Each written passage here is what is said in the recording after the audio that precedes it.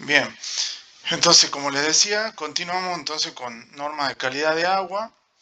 Tenemos calidad de agua según el uso que le vamos a dar a la misma. Acá algunos ejemplos, digamos, del uso humano del agua, de que entre el 69 y 75% se utiliza para la agricultura, es decir, es la actividad humana que más agua utiliza. Seguida, digamos, en el caso uso industrial, digamos, del 22 a 23%, eh, y de 4 al 8% sería el agua para consumo doméstico, es decir, para beber, digamos, para el agua para el saneamiento, es decir, para la limpieza y todo lo que corresponda. Bueno, estos promedios son mundiales, obviamente, puede variar de una región a otra. Eh, También, bueno, los diferentes usos que se haga del agua inciden, digamos, en la calidad de la misma. Hay una relación inseparable entonces entre calidad y la cantidad de agua. Las fuentes más importantes de contaminación de agua son las residuales domésticas y los efluentes industriales y agrícolas. Acá más ejemplos de usos antrópicos del agua. Entonces, por ejemplo, cuando se extrae el agua de un lugar determinado y se lleva a otro, por ejemplo, que sería abstracción, que es el agua, por ejemplo, que se usa para abastecimiento doméstico, el agua para riego de los cultivos, para la producción industrial, para refrigeración también industrial, eh, también para la dispersión de contaminantes de canales, para trasvase entre cuencas, digamos, son en ese caso que se lleva el agua de un lugar a otro, y la utilización de agua en el propio curso sería para explotación biológica, por ejemplo, producción de energía en las represas, por ejemplo, para transporte y navegación también, que sería por transporte y navegación, por ahí no necesitas tanta calidad de agua que, por ejemplo, para usos recreativos y esparcimiento, que por lógica, ¿no es cierto? En una vas arriba de un barco y en la otra estás nadando, digamos, dentro del curso de agua que puede llegar a estar contaminado. Bueno, también control de las crecidas, transporte de residuos para fronteras políticas, son distintos usos que se le da. Entonces, bueno, el mantenimiento de la calidad de agua es un problema especialmente en las áreas urbanas, en los países en desarrollo, por dos factores.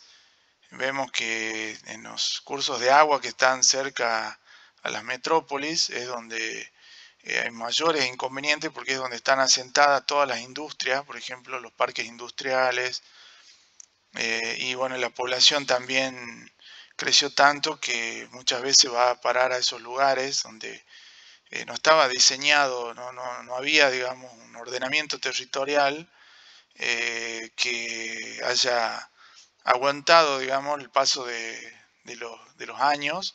Entonces, donde estaban los parques industriales, que eran alejados de las ciudades, que la ciudad creció tanto, digamos, que la población quedó muchas veces cerca, digamos, de ese parque industrial, que agarraron y pensaron, digamos, en su momento, decía, pongamos un parque industrial acá, nos queda relativamente cómodo desde mi domicilio, entonces, y no pensaron por ahí las emisiones de humo que viajan kilómetros, digamos, entonces todo eso se ve en ordenamiento territorial, digamos, como corresponde, y bueno, muchas veces el paso de los años, digamos, hace que todo esto vaya, que supere, digamos, cualquier planificación, digamos, se ve sobrepasada, digamos.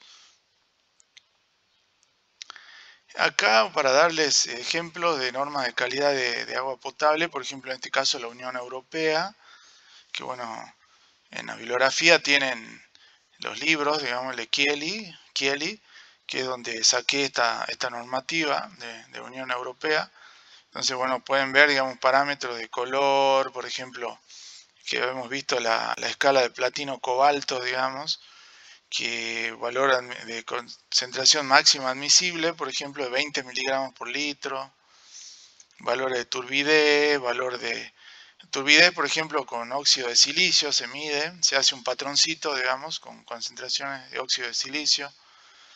Bueno, el olor, acá ven según la escala de dilución, digamos, que se van haciendo diluciones del agua que supuestamente tiene olor, hasta que desaparece el olor. Bueno, todo eso, lo que les vimos en las diapositivas al comienzo, está acá más detallado.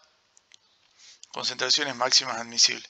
Bueno, después parámetros físico-químicos como la temperatura, el pH, conductividad, cloruro, sulfato, calcio, magnesio, bueno, todo, digamos, los valores correspondientes que obviamente se miden con procedimientos de laboratorio y se estima la concentración máxima admisible, esto es según normativa de la Unión Europea. Y bueno, acá tienen también metales, por ejemplo, plomo, por ejemplo, concentración de plomo, concentración de cromo, por ejemplo, en lugares donde hay muchas curtiembres, utilizan el cromo para curtido, por ejemplo, del cuero. Muchas veces el cromo después va para los cursos de agua, si no se le hace un tratamiento como corresponde. Bueno, el cadmio, digamos, todo eso, todos esos metales pesados, digamos.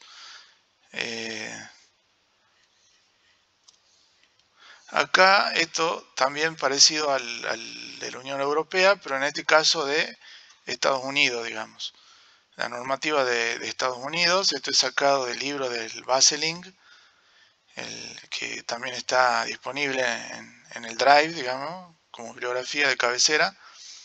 Esta normativa de Estados Unidos, más que nada, se los quise poner porque ellos a su vez ponen los niveles meta, digamos. No solo ponen los máximos admitidos, digamos, que son esta columna que ven acá, por ejemplo, de nitrato, valor, por ejemplo, de tolueno que tiene que tener, digamos, sino que ellos también agarran y ponen la meta, digamos, que es meta de los niveles máximos de contaminantes. O sea, es el valor como que al que se quiere aspirar en algún momento a llegar según la tecnología disponible y la información también en cuanto a los daños a la salud que puede llegar a producir, digamos, ese contaminante.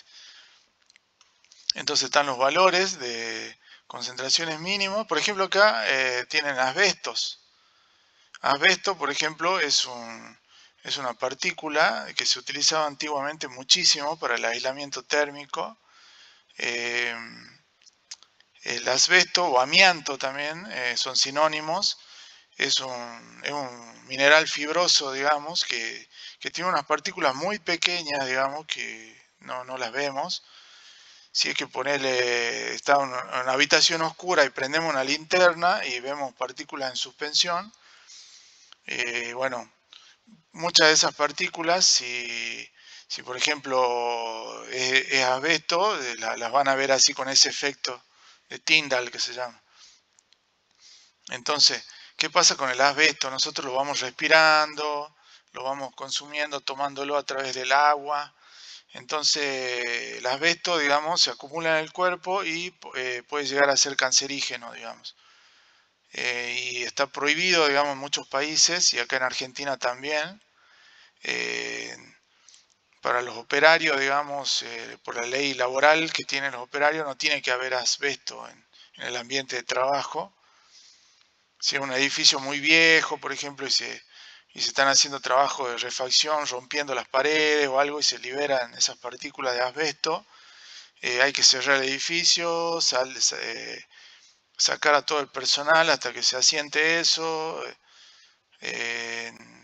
En Estados Unidos, por ejemplo, si hay una pared que tiene asbesto, por aislamiento térmico, digamos que se utiliza ampliamente, digamos, es decir, si son edificios acá en Argentina antes del año 2000, posiblemente tenga asbesto, digamos, y es cancerígeno. Entonces, bueno, por ejemplo, en Estados Unidos dicen 7 millones de fibra puede haber un valor máximo, digamos, por litro de muestra de agua. Por ejemplo, tanques de agua, vieron que esos tanques de agua de fibrocemento, esos son de asbesto, por ejemplo. Ahora ya vienen de plástico, digamos.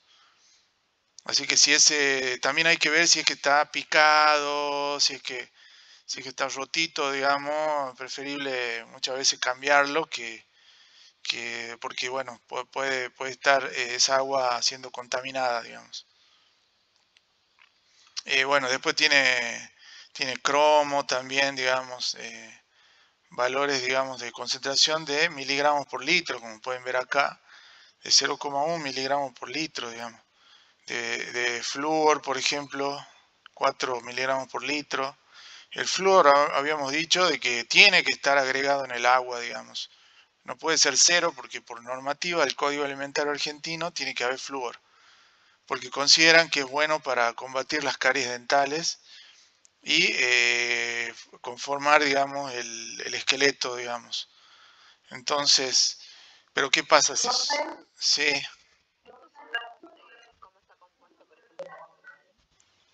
claro, el agua potable. Si tiene mucho flúor ya se vuelve perjudicial, digamos. Se pueden romper, manchar los dientes, el esqueleto se vuelve más frágil, digamos, más vidrioso, pierde como flexibilidad, entonces es más, se vuelve como más,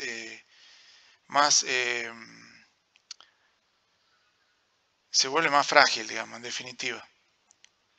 Entonces, por eso, digamos, en cierta medida tiene que haber flúor, pero no mucho. Bueno, acá el nitrato, como le había dicho, también es cancerígeno. Si tomamos agua con nitrato, es malo, digamos. Bueno, el nitrito, también la cantidad, digamos, que puede llegar a tener. El nitrato en realidad también compite, digamos, en la sangre con el oxígeno, digamos. Entonces también por eso es malo, digamos. Bueno, acá muchos compuestos.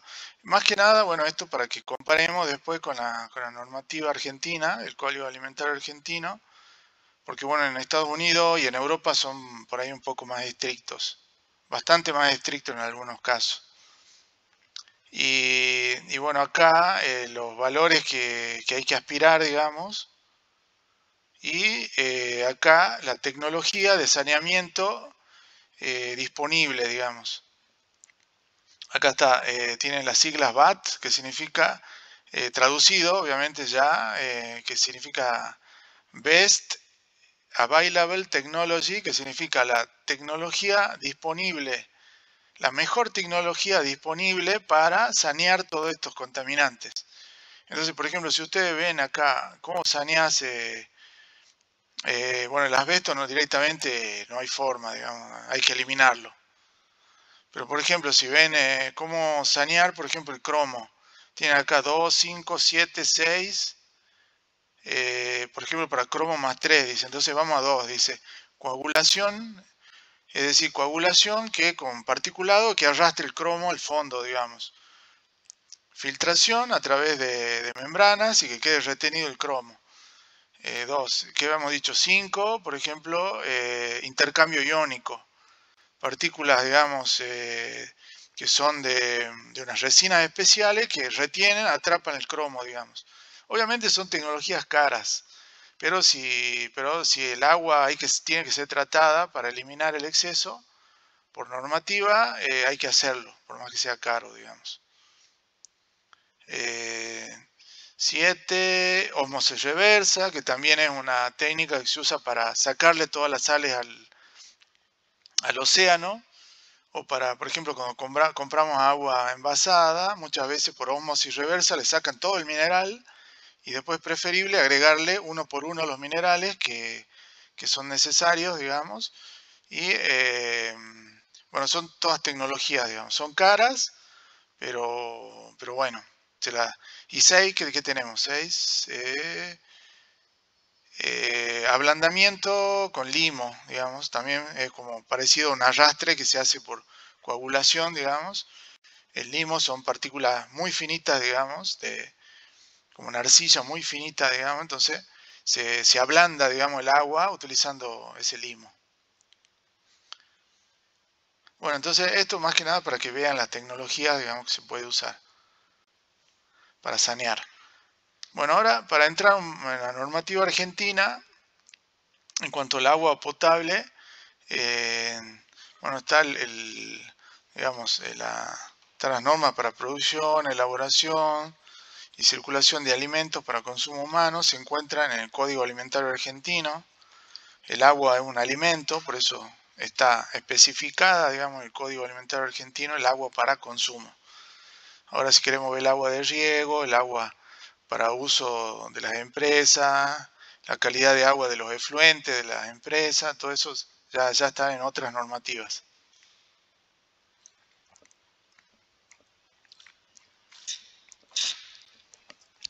Entonces, en el Código Alimentario Argentino, en el artículo 982, se habla entonces del agua potable para consumo humano. Acá están las características del agua para consumo humano,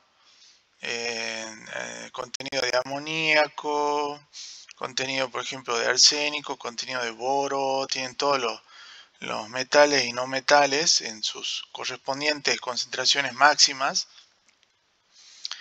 permitidas y posteriormente también van a encontrar, digamos lo que se parecido, digamos, a la normativa de Estados Unidos, que es el máximo admitible, digamos, que según, digamos, que se quiere llegar a aspirar, pero según la bibliografía internacional, digamos. Bueno, acá, por ejemplo, está lo que es el flúor, que el flúor, digamos, según la temperatura de la provincia en la cual nos encontremos, en el territorio, de esa temperatura media, tiene que tener una cierta concentración en el agua, digamos. Y eso es porque en lugares más cálidos consumimos más agua, digamos. Entonces, tiene que haber menos flúor. Y en lugares más fríos consumimos menos agua. Por lo tanto, hay que agregarle un poquito más de flúor, digamos, para que todos los habitantes argentinos tengan, digamos, la cuota de flúor que corresponda, digamos, según consuman mucha o poca agua por la temperatura del lugar donde están. Después, bueno, está el caso del arsénico, que también el arsénico, digamos, tiene un máximo permitido según el Código Alimentario Argentino, pero en regiones que según su geología, digamos, se puede admitir un valor un poquito más elevado, digamos, de 0,05 miligramos por litro, eh, porque bueno, todavía son zonas que se dificulta un poco el tratamiento, digamos, pero no puede superar ese valor de 0,05 miligramos por litro.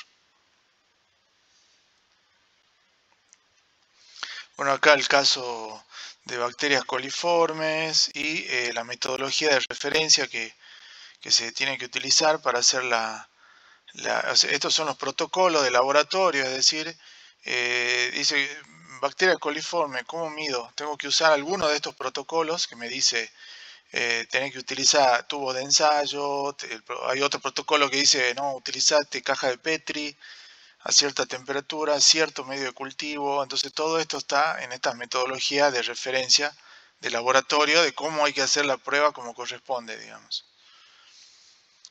Bueno, Escherichia coli, que hemos visto, las pseudomonas, bacterias mesófilas, o sea, son las distintas entonces metodologías y los valores, digamos, que no tienen que superar en presencia en el agua.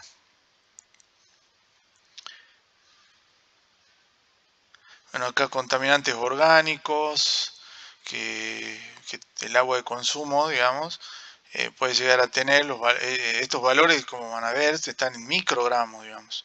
Los otros estaban en miligramos. O sea, esto tiene que tener muy poquito, digamos.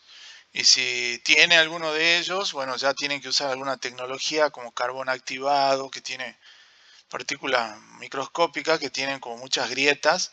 Entonces ya hay que hacer filtros de carbono activado, por ejemplo, para retener todos estos contaminantes y que no pasen, digamos, al agua de consumo humano.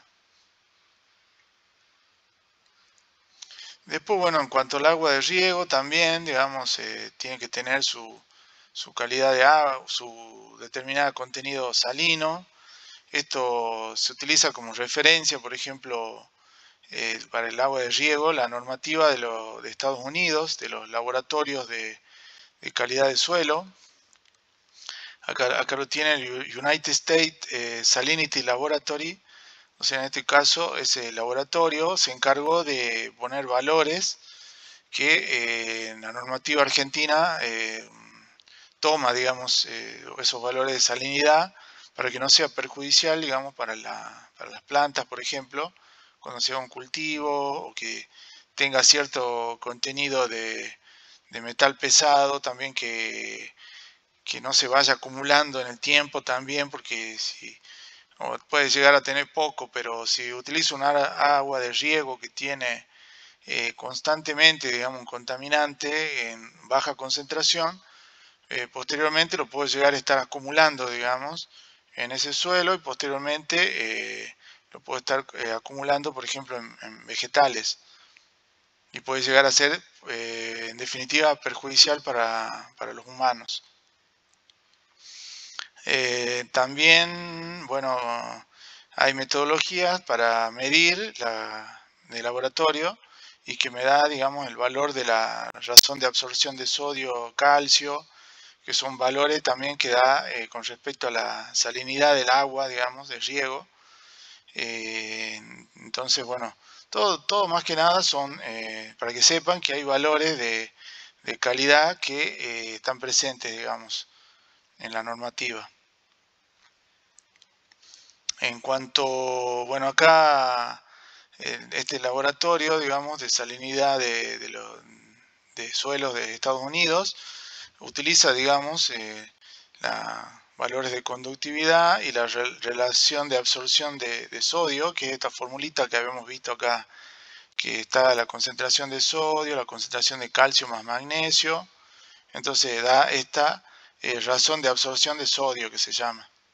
Y de acuerdo a esto se obtiene este índice de clasificación, digamos, de agua para riego, según que es un agua muy apta para riego, por ejemplo, cuando cae en esta categoría de acá de abajo a la izquierda en el cuadro, o sea, de baja conductividad y baja relación, absorción de sodio, entonces quiere decir que este es un agua muy apta, digamos, para riego. Y ya un agua que no sirve prácticamente para nada, con respecto a la agricultura, digamos, sería un agua que ya tiene una conductividad muy alta, acá de micromos por centímetros, en este caso, que mide la conductividad eléctrica, que vamos a ver Marte, digamos, las distintas unidades que se pueden utilizar. Esto es como medir, digamos, acá está midiendo en dólares y el otro que hemos visto, los microsiemens por centímetro, es como medir en pesos argentinos o en euros, digamos, son relaciones que son totalmente convertibles una en otra, digamos. Y la relación absorción de sodio, que también se calcula, digamos, como habíamos visto anteriormente, por metodologías de laboratorio, por ejemplo, complejometría, digamos, utilizando ETA, para medir, digamos, los cationes y aniones, digamos, en el laboratorio. Entonces, esta categoría, si cae en C4, digamos, alta relación de acá, digamos, de arriba a la derecha, quiere decir que es un agua que no es apta, digamos, para riego ni para consumo de animales. Así que bueno, para que tengan en cuenta. Después, agua de usos industriales, o sea, obviamente también tiene que tener su calidad. Las aguas para uso en las calderas, por ejemplo, no puede ser un agua muy dura, digamos, con mucho calcio y magnesio, porque se va acumulando, digamos, es como cuando en la pava vieron que queda acumulada esa costra de sales. Bueno, si se ven acumuladas en las calderas, por ejemplo, que están a mucha presión y temperatura, eso puede ir con el tiempo carcomiendo, digamos, esa acumulación de sales.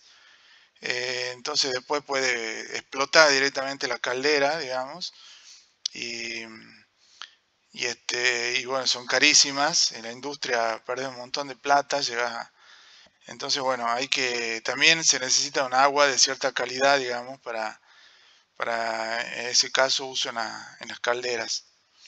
También en la industria alimentaria, por supuesto, necesitan un agua también de una calidad casi consumo humano, digamos, o consumo humano, porque es agua que se va a utilizar para cocinar, para preparar los alimentos, entonces necesitamos un agua obviamente, de calidad consumo humano, entonces todo depende de qué industria también estemos hablando, digamos. Si es, por ejemplo, la industria naval, o sea, no va a usar un agua que es para los buques, por ejemplo, que esos buques que transportan, por ejemplo, petróleo o hidrocarburos, muchas veces tienen unos contenedores que llenan con agua, digamos, y, que también, por ejemplo, esos barcos, digamos, esos buques transatlánticos, que tienen que tener esos depósitos de agua gigantes llenos, digamos, para equilibrar por ahí el que esté vacío de combustible o esté lleno, digamos.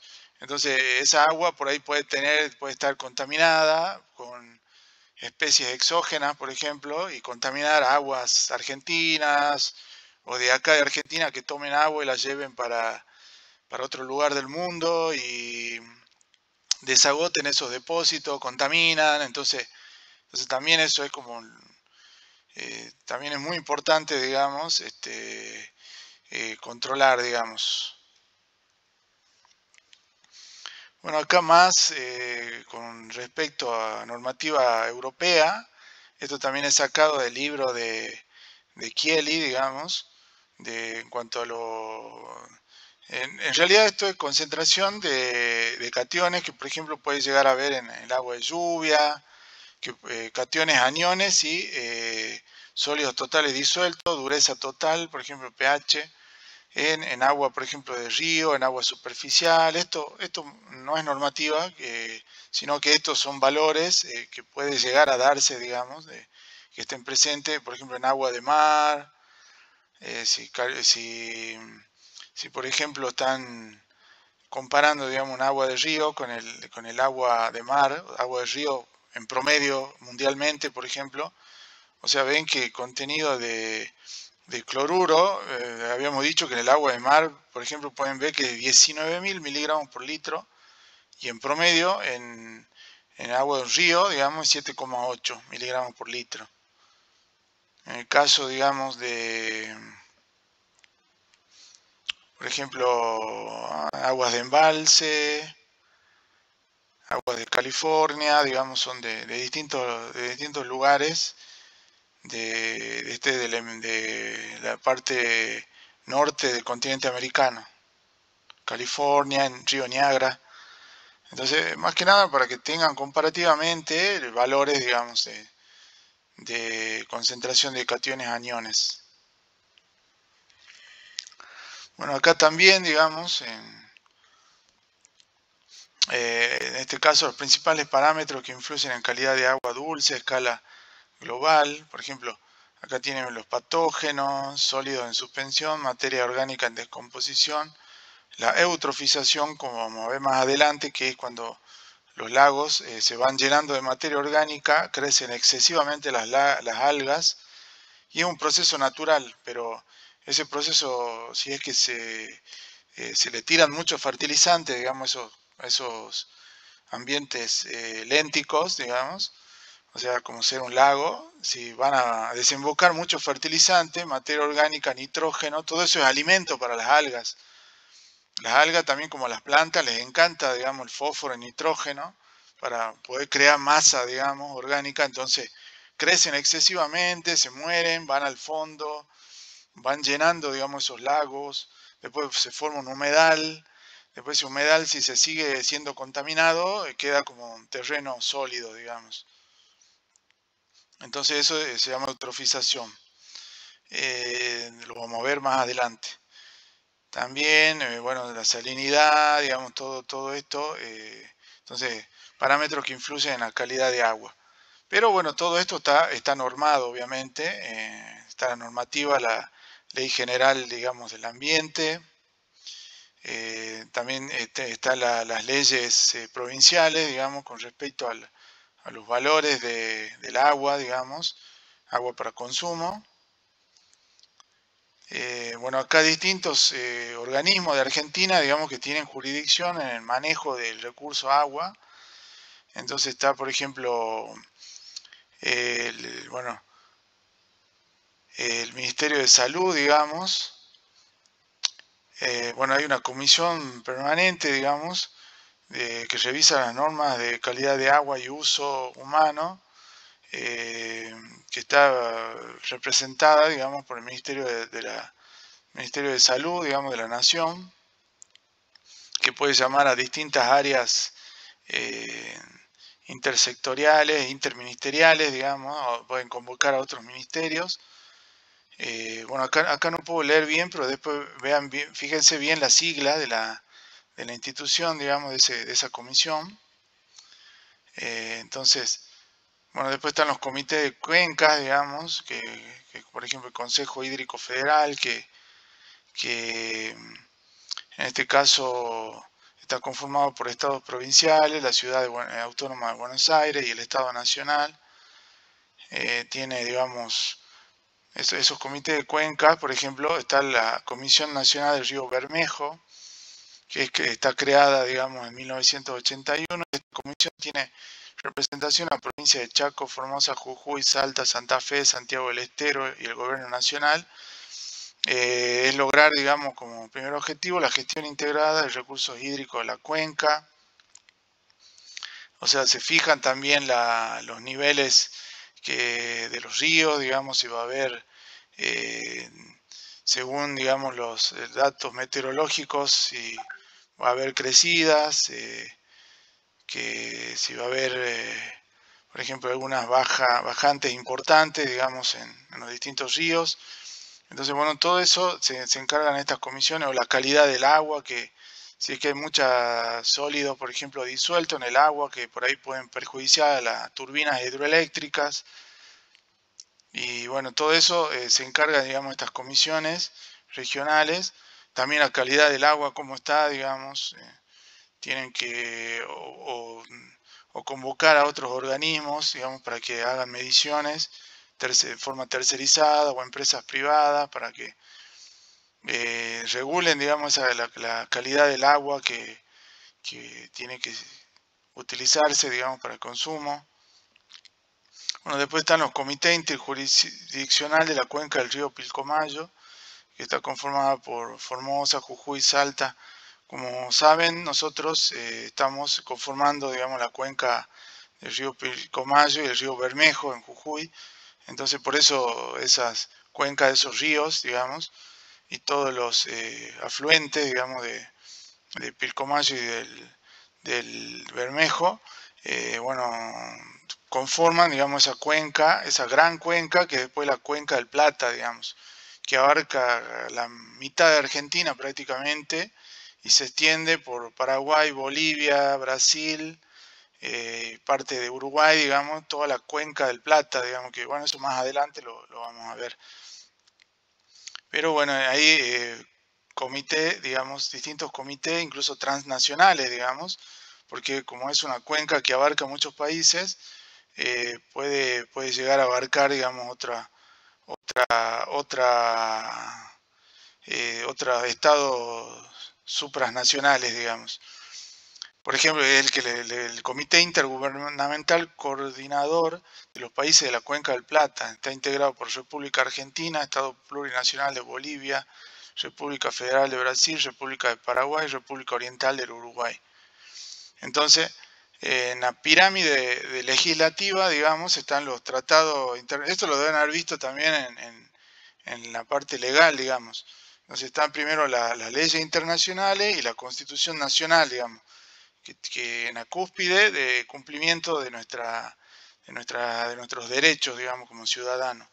Después vienen las leyes nacionales, después de las leyes nacionales ya vienen las leyes provinciales y las normativas, digamos.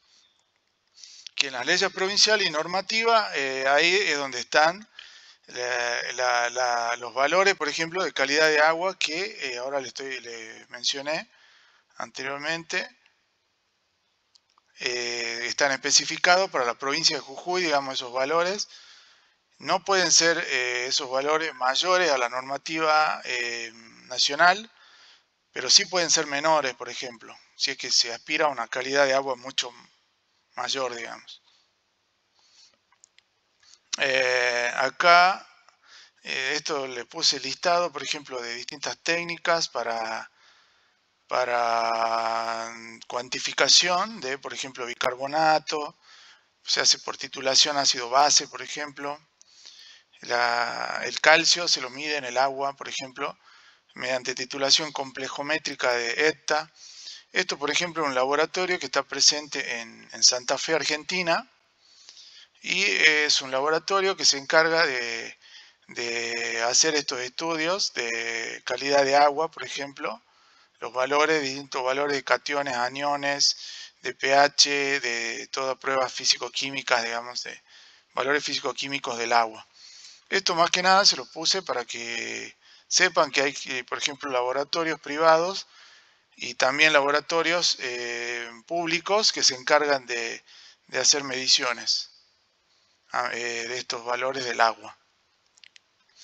Y bueno, y acá le puse la Ley General del Ambiente de la Nación Argentina, que es del año 2002, modificada, digamos, en el año 2002, y obviamente que después vieron muchos agregados, digamos, a esta ley ambiental general del ambiente, que seguramente la vieron también en la parte legal de la carrera. Y bueno, esta que propone, digamos, crea, regula los instrumentos de la política o gestión ambiental, los medios para conseguir los fines que la Constitución establece en relación al ambiente.